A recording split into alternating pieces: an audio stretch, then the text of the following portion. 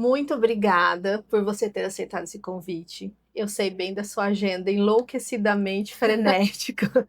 Não, mas para mim é um prazer estar aqui, Mas eu Fabi. queria muito que você viesse, Neisa. Eu já te apresentei, né? Como vocês puderam ver. Eu queria que você falasse um pouquinho, porque, Neisa, aqui na clínica nós recebemos as crianças todos os dias e cada dia com queixas diferentes, com situações diferentes. E como a clínica ela é pautada na terapia ABA, nós lidamos muito com comportamento. Então, o nosso foco sempre é criar estratégias para as alterações comportamentais. Só que nem sempre o que a criança traz é explicado somente por um manejo comportamental, né? Nós sabemos que tem coisas que antecedem aquele comportamento que podem passar despercebidas. E eu queria que você trouxesse um pouquinho como a sua visão mais integral da criança que eu sei que você tem, o sono, o comportamento, o foco, isso pode ser explicado por questões que o otorrino vai atuar? Sim, com certeza absoluta, Fabi.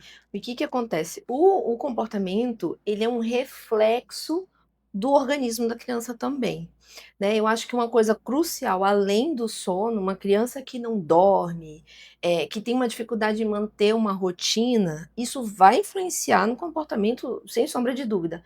Mas além disso, eu friso muito a importância do eixo intestino-cérebro, que eu acho que isso muitas vezes é Com negligenciado. certeza, e você traz muito isso. E é diferente o otorrino pensar assim, né? Conta pra gente um pouquinho. Vou te contar que essa história assim, eu terminei nisso pela dor, não tanto pelo amor. Uhum. A minha primeira filha, Júlia, hoje está com 8 anos, mas a Júlia, por volta de 9 meses, 1 ano de idade, a Júlia era uma fábrica de catarro. Era uma coisa A horrorosa. filha do A otorrino. filha do otorrino que atende criança com catarro. E eu não dava conta de secar o catarro dela. Uhum. Eram litros de corticoide, de soro fisiológico e nada resolvia. E eu comecei, num determinado momento, a achar que ela tinha alguma doença mais grave que eu não estava percebendo, não conseguia Uhum. entender. E nessa pesquisa, nessa busca, a gente parou num médico com uma visão mais integrativa e ela pediu para suspender o leite. Lembro que na ocasião eu fiquei indignadíssima, porque eu falei assim: como assim eu vou suspender o leite? Minha filha tem teste alérgico negativo para leite, não tem alteração intestinal grave, é só catarro, não tem nada a ver. Mas como eu estava num nível de desespero muito grande, sem conseguir resolver, Você resolveu tentar. eu não tinha por onde ir. Eu falei, eu não Aham. tenho mais o que fazer, eu vou tentar. E nisso ela melhorou.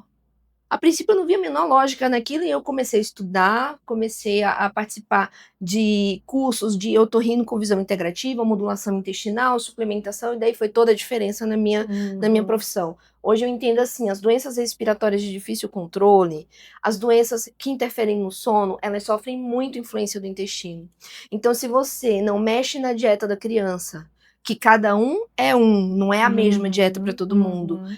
nem todos precisam fazer dietas restritivas, vai depender do caso. Mas se você não tem essa modulação do intestino, dificilmente você vai conseguir um controle permanente das doenças respiratórias. E as doenças respiratórias interferem no sono, Com certeza. interferem no comportamento, e daí vai virando aquela. E uma criança que está constantemente, como você diz, com uma doença respiratória, com uma secreção abundante, ela não vai render na terapia.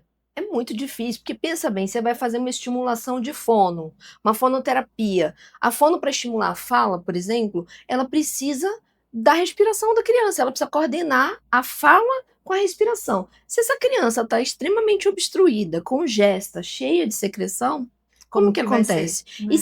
se essa secreção também estão nos ouvidos, abafa a audição dessa criança, como Uhum. que ela vai, como que a fono vai trabalhar as trocas de letras que às vezes acontece, né, de fonema, fica muito difícil. Então você percebe, às vezes, terapias que demoram para ter resultados, muito por conta desse quadro que não é bem tratado. Exatamente, são ajustes finos, né, Neisa, que você precisa estar sempre atenta a isso, né? Sim.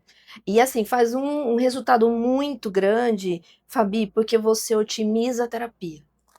As Uhum. crianças com alteração de neurodesenvolvimento, elas precisam de uma equipe multidisciplinar, não tem jeito, elas vão precisar de múltiplas terapias. Só que ela precisa estar com um organismo bom o suficiente para responder isso da melhor forma Com possível. certeza, porque, por exemplo, às vezes você quer estimular a escrita de uma criança, só essa criança não tem base motora para pegar no lápis, né? Exato. Aí eu vou querer estimular o foco, a atenção, trabalhar isso na criança, só que a criança tem questões de base que não vão permitir aquilo, né? Uma Isso. criança tem desconforto intestinal, tem uma doença alérgica, não dorme bem, e aí se tudo vai acabando que é uma alteração comportamental, né? Exato.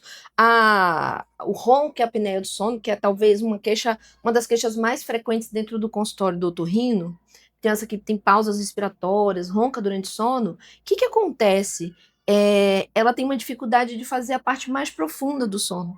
Essa criança vai ter grande dificuldade de memorização, e aí você quer trabalhar foco e atenção e melhora de desempenho escolar com uma criança que não aprofunda o sono, Que que tem tem inúmeros despertares noturnos. inúmeros despertares noturnos, já tem o processo de memorização deficitário. Você concorda comigo que, por mais que a terapeuta use a melhor técnica possível, seja com todo rigor científico, essa criança vai ter Passar dificuldade, alguma coisa, com certeza. né? Neisa, você falou muito bem do sono, né? O sono é o calcanhar de Aquiles da pobre da mãe, né? Muito. Nossa Senhora. Aí você falou do intestino.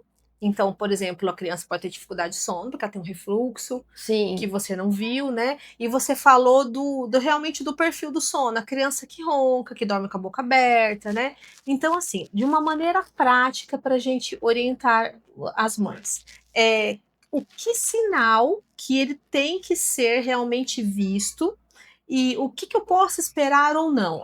Será que a minha criança dorme bem? Doutora, ela sempre acorda com a boquinha seca e perde muita água à noite. Ela ronca, mas meu marido ronca, todo mundo ronca. Enfim, o que a gente precisa observar que precisa intervir? Muito boa pergunta, vou dar a dica de ouro. Olha só, gente, Dica de atentos ouro à para dica avaliar de o sono. ouro. Na verdade, assim, eu sempre digo o seguinte: o jeito que a criança acorda fala muito sobre o sono O dela. jeito que acorda? O jeito que Nossa, acorda. não é como... Uhum. E por quê? Porque se ela tem um sono reparador, não tem por que, via de regra, essa criança acordar mal-humorada. Sabe aquela Entendi. criança que acorda e leva, parece que meia hora para despertar, Aham. assim? Isso é um sinal de alerta. Entendi. É Então um ela sinal tem que de alerta. acordar meio chefe de acampamento. Exatamente. Uhum. Mesmo porque é assim, ó. A gente pensa só em horas de sono. Isso é um equívoco. Não é só horas de sono, é qualidade de sono. Então, às vezes, essa criança dormiu 8 horas, mas ela teve um sono todo fragmentado, um sono ruim. Ela vai ter um sono não reparador. Ela provavelmente vai acordar de manhã mais mal-humorada, mais hipoativa, sabe? Sem querer conversar, aquela dificuldade gigantesca de acordar. Isso não é esperado na criança. Entendi. Então, isso é um grande sinal de alerta para um sono não reparador, mesmo que essa criança não venha ter ronco. Olha, porque às vezes a gente se preocupa assim, vou colocar meu filho para dormir às 20, ele vai ter 8, 9 horas de sono, tá tudo bem. Não tem Não por que ele necessariamente. acordar assim, mas tem, né? Exato.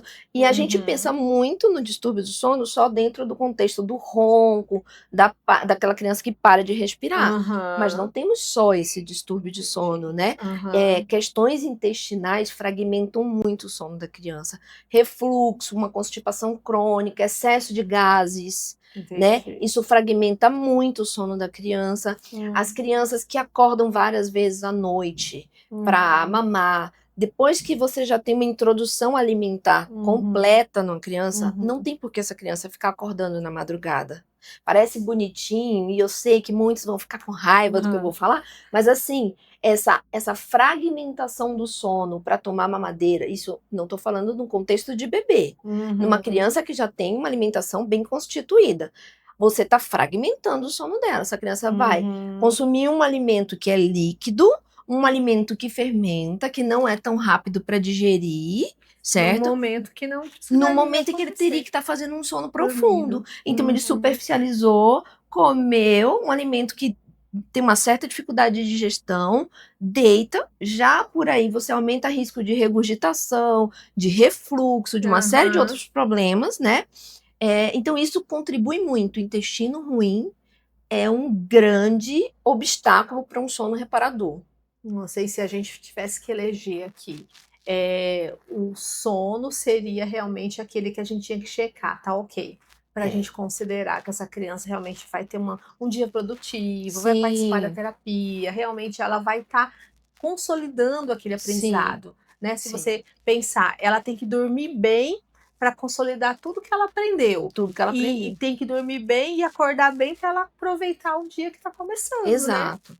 E aqui eu abro um parênteses, tá, Fabi? Uhum. As crianças que têm autismo, por exemplo, já está dentro do espectro da doença ter muitos problemas intestinais. Então é muito comum o autista ter desbiose intestinal, a Uhum. síndrome do intestino hiperpermeável, que é o que a gente chama de leaky gut. Então eles são Uhum. muito sensíveis a diversos grupos alimentares e é Uhum. muito comum crianças com TEA terem grandes problemas intestinais, que vai desde alteração na consistência do cocô, variação do hábito intestinal, fezes com um cheiro muito forte, isso não é normal, a gente normaliza, mas não é normal, Uhum. excesso de gases.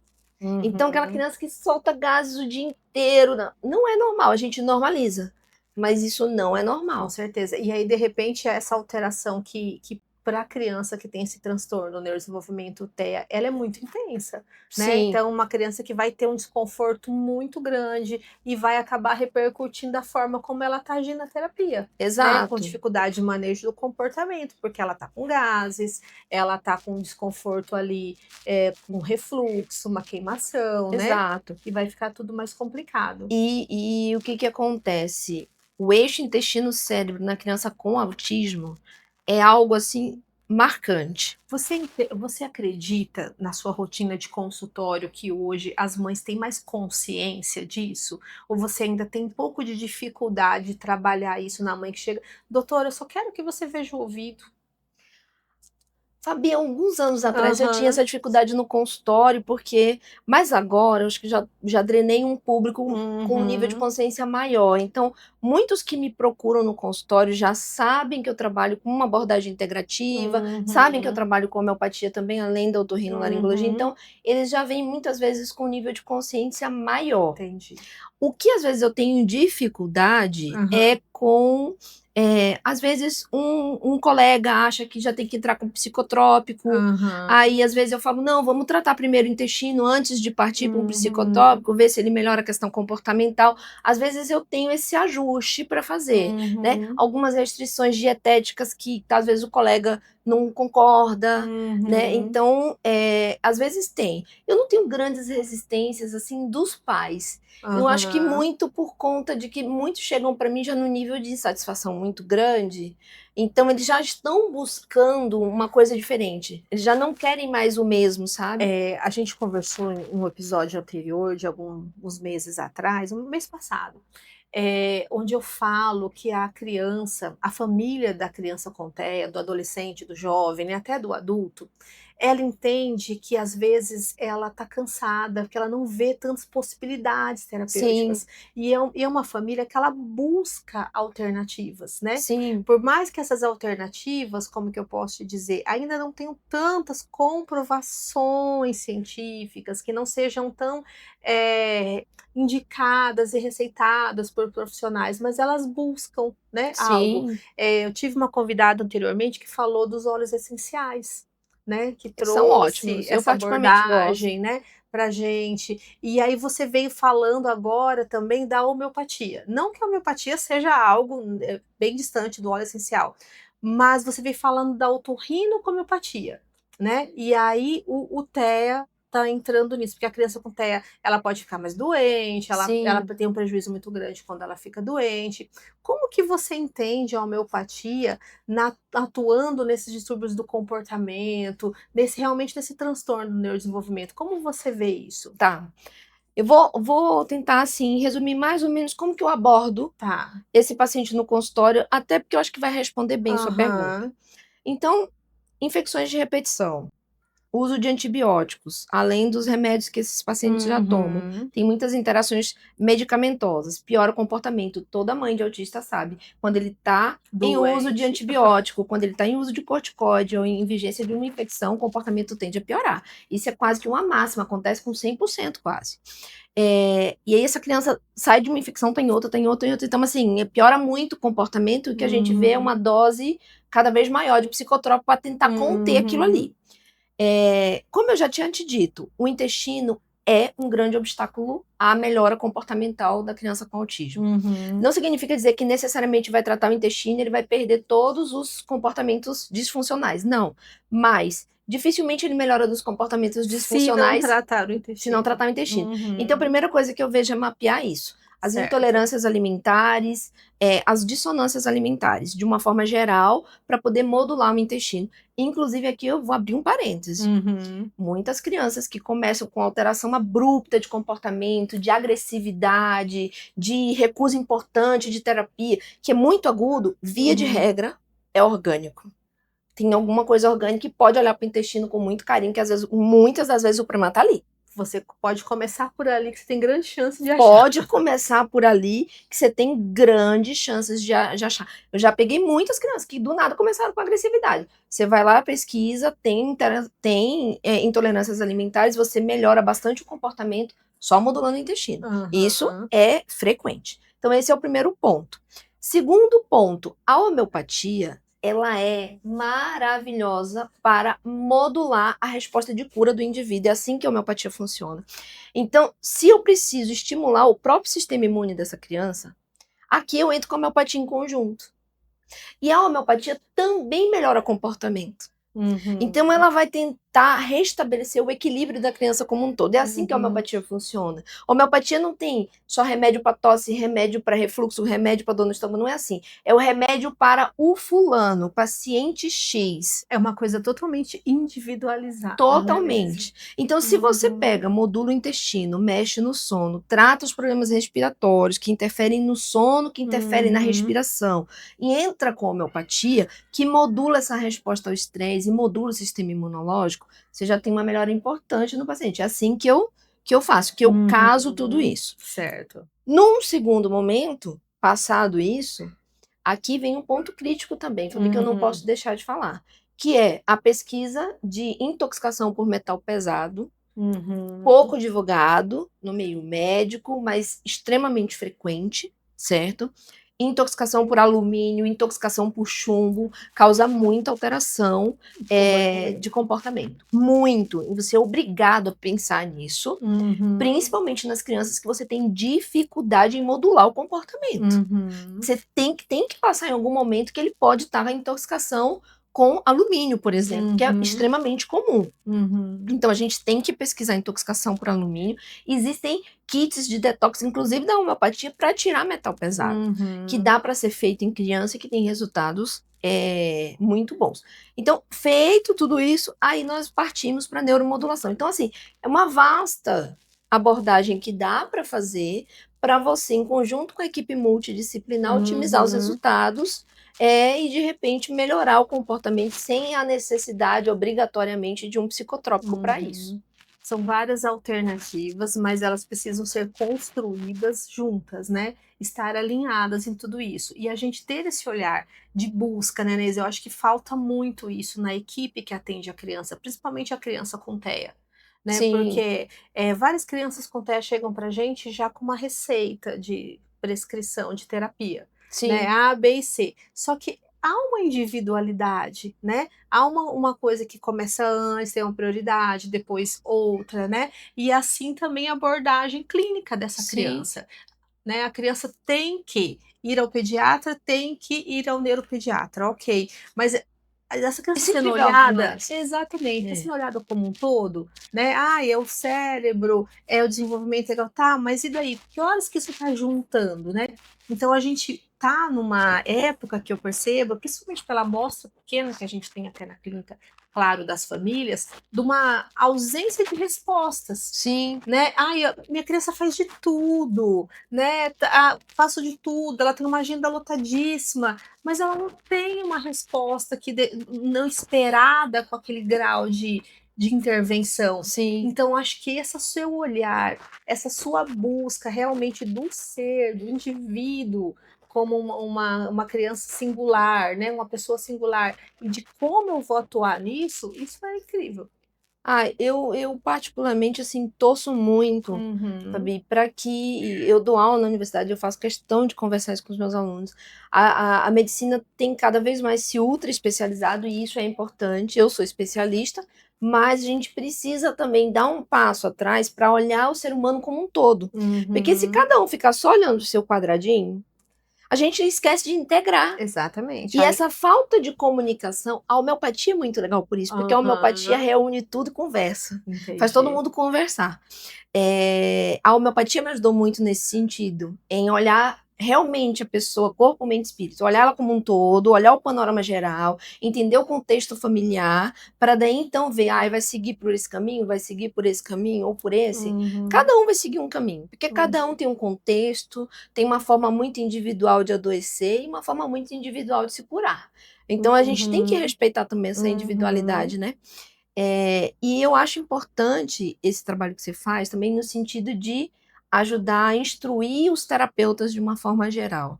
Porque, veja bem, o paciente vai em consulta com o otorrino, com o neuro, uma vez a cada 2, 3 meses, vamos colocar aí. Com o uhum. terapeuta, ele está em contato toda semana, Ou às vezes todos os dias, né? né? Dependendo da Se terapia. você tem um terapeuta com um olhar aguçado, de perceber Uhum, que ele não vai conseguir, obviamente, fazer um diagnóstico ali, mas se ele consegue ter um olhar aguçado para entender que tem alguma coisa errada e que pode uhum, ter alguma coisa orgânica ali por trás, ele vai ser um pilar importante para alertar a família, olha, eu acho que isso aqui pode ser algo orgânico. E uhum. reencaminhar essa família para o médico, né? É o primeiro a alertar, né? Aham, Exatamente, e conhece a exatamente. criança, vê a criança, entende que a criança não é daquela forma, que ela teve uma mudança, como você falou, às vezes abrupta, às vezes aquela mudança foi acontecendo devagar, né? Isso que é uma coisa que você presta muita atenção e Sim, você pergunta muito. Eu sei porque eu sou cliente da doutora. Foi súbito ou vinha acontecendo, né? sim, Isso faz toda a diferença, né? totalmente. Faz totalmente. E a Uhum, gente tem que tomar um cuidado com as crianças neurodivergentes para não ficar imputando a culpa na doença. uhum. Tudo, todas as alterações de comportamento, todas as dificuldades de progressão na reabilitação. Mas é porque é autista. É porque ele já tem alteração de neurodesenvolvimento. Não, mas e se ele tem reserva para conseguir fazer aquilo, ele só não está conseguindo fazer porque ele está com alguma alteração Porque orgânica? ele precisa de um ajuste que a Não dá gente para pode colocar a fazer. culpa tudo, é autista, Exatamente. então não vai para É porque frente? Não é muitas assim. vezes, Neisa, quando a criança tem um CID, você só vê aquele CID, né? Exatamente. Ah, ele é autista, tá, mas ele é autista, mas e daí? Mas e como é que tá a amígdala? E como é que tá o sono? E como é que tá? Não, mas ele é autista. Ele já não vai Exatamente. dormir, né? Ele vai realmente fazer isso. Então, assim, a gente precisa cada vez mais entender a criança, o adolescente, o jovem como ser único, né? Independente do CID que ele traz ali. E aí eu te falo, olha, dentro do contexto dos autistas que buscam otorrino, que me Uhum. buscam no consultório, a maioria tem transtorno de fala. Ou Ah, não então. fala, ou tem atraso de fala, é o principal. Como você vai desenvolver a fala numa criança que tem dificuldade respiratória, que tem Uhum. dificuldade de coordenar essa coisa entre a respiração e a fala? A fono vai ter muita dificuldade. E se essa criança tem otite de repetição? Se ela tem Uhum. infecção, inflamação no ouvido, a audição abafa. Como que ela vai desenvolver fala se ela está com um input auditivo ruim, ela está com sensorial Uhum. auditivo ruim? Então, assim, essas coisas eu acho que passam muito batidos. Já cansei de pegar crianças que tá 6 meses, 1 ano fazendo fonoterapia, nunca tinham feito exame de audição. De repente tem uma perda auditiva ali, E quando eu né? vejo, você tem perda auditiva. Tipo, ninguém viu isso. Entende? Essa Uhum. preocupação a gente precisa ter. Se essa criança. Outro contexto muito frequente no consultório, Fabi, tenho certeza que você tem muito aqui, a seletividade Com alimentar. certeza. A Uhum. seletividade alimentar, é transtorno sensorial, é tudo transtorno sensorial. Aí a pobre da TO não sabe mais o que fazer. Exatamente. Eu tenho uma criança que come pão de queijo O dia há inteiro. 2 anos praticamente. né? Então, assim, é um sofrimento, é uma dor absurda para aquela família, Sim, né? sim. E dentro do contexto da seletividade Aham, alimentar, eu quero chamar atenção para duas coisas. Primeiro, aham, que o intestino inflamado piora a seletividade alimentar. entendi. Então a gente não sabe, às vezes, quem veio primeiro e quem veio depois, né? Exatamente. Sabe que eles estão juntos ali. Sabe que tá ali. Então, problemas intestinais pioram a seletividade alimentar. Uhum, Essa é uma das coisas. Alguns déficits de micronutrientes podem piorar o perfil de apetite, uhum, né? Intoxicação por metal pesado pode também. aumentar, né? Intolerâncias alimentares e pode piorar a seletividade alimentar. Uhum, E outra coisa, às vezes não é sensorial. Às vezes essa criança é uma baita de uma respiradora oral, tem flacidez de toda essa musculatura orofacial, ela não tem músculo para mastigar. Aí ela só quer líquido, só quer papinho, mas é óbvio, ela não tem musculatura. uhum, Entendeu? Ela não tem força para mastigar, ela não tem força para engolir. Não é só sensorial. E eu não estou dizendo uhum. aqui que a questão sensorial não é importante, a gente sabe Claro. que é, mas às Uhum. vezes imputar ser só sensorial vai atrasar a reabilitação dessa É criança. muito difícil e assim é muito pouco provável que uma coisa só seja responsável, né? Na minha prática, nunca é uma coisa só. Tem algo ligado, tem algo que um Nunca é. traz o outro, ou vai fazer um gatilho ali que vai deflagrar, né? Neisa, se você pudesse dar uma dica para a mãe, ó, a mãe que tem a criança com TEA, qual é a periodicidade que ela deve buscar o otorrino e quais são as alterações que ela não pode nem esperar chegar a essa periodicidade, né? Uma dica simples para a gente compartilhar. Tá. O jeito que essa criança acorda, eu Uhum, acho. você A também. questão do sono, é um sono Aham, agitado, é um sono com múltiplos despertares, é uma criança que acorda mal-humorada, que demora, tem uma dificuldade muito grande para levantar da cama. aham, Esse é um ponto crítico. uhum. Problemas respiratórios de uma forma geral. O que é o esperado do normal dos O problemas normal, por exemplo, respiratórios? se você tem. É normal a criança ter de 7 a 12 resfriados por ano, é quase um por mês. Tudo bem, Sim, isso é normal, é esperado.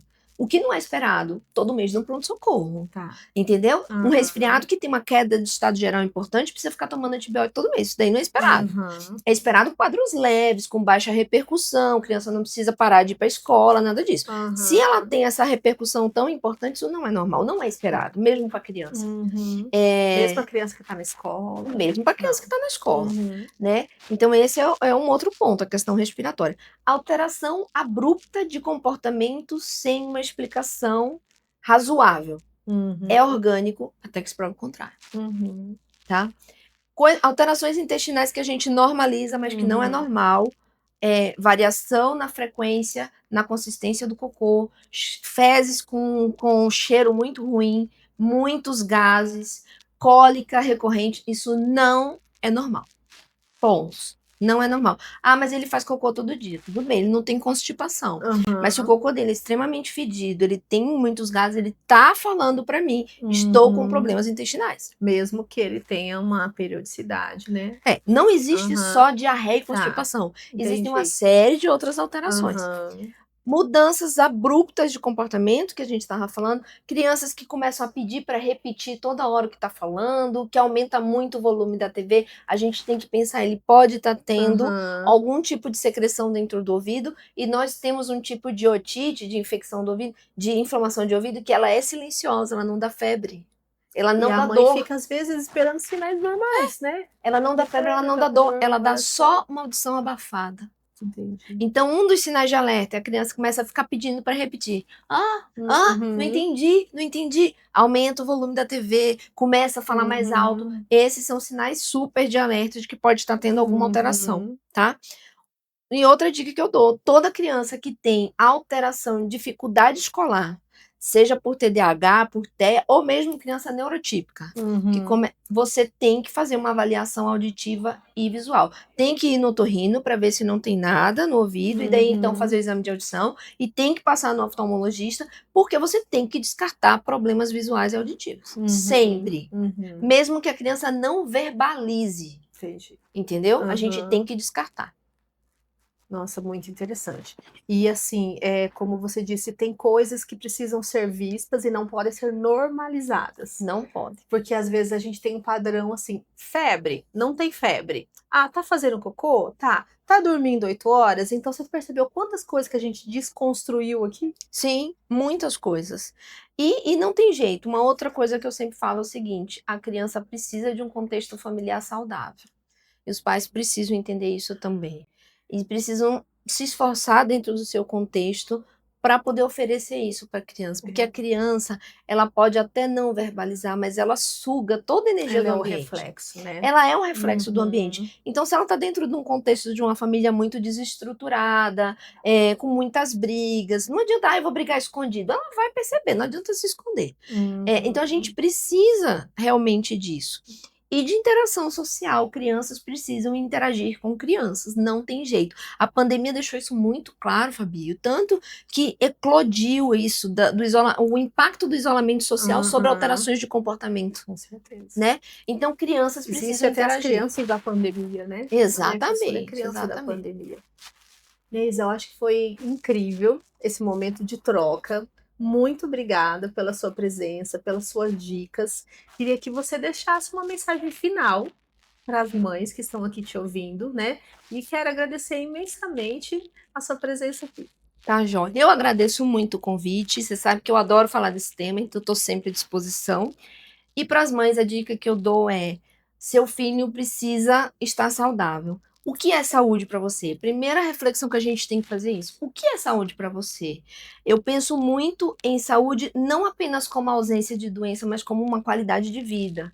Como é que seu filho está acordando? Como é que seu filho está interagindo, mesmo dentro das limitações dele? Seu filho é dependente de múltiplos medicamentos para se tornar funcional? Será que não tem medidas mais naturais que a gente possa fazer para ele ter essa autonomia, essa maior autonomia, sem ficar tão dependente de medicamentos? Então, tudo começa com os pais refletindo sobre o que pode mudar dentro do seu contexto familiar, dentro de toda a história da vida da criança, para ter uma vida muito mais saudável e com muito menos medicação. Nossa, com certeza essa foi uma dica de ouro. Muito obrigada a todos que estão assistindo. E, novamente, obrigada pela sua Obrigada, presença. meu E bem. até a próxima, né? Com certeza, tô aqui. Doutora Neisa tem muitas novidades ainda para serem compartilhadas, só que nesse episódio não cabe. É verdade. Obrigada. Obrigada.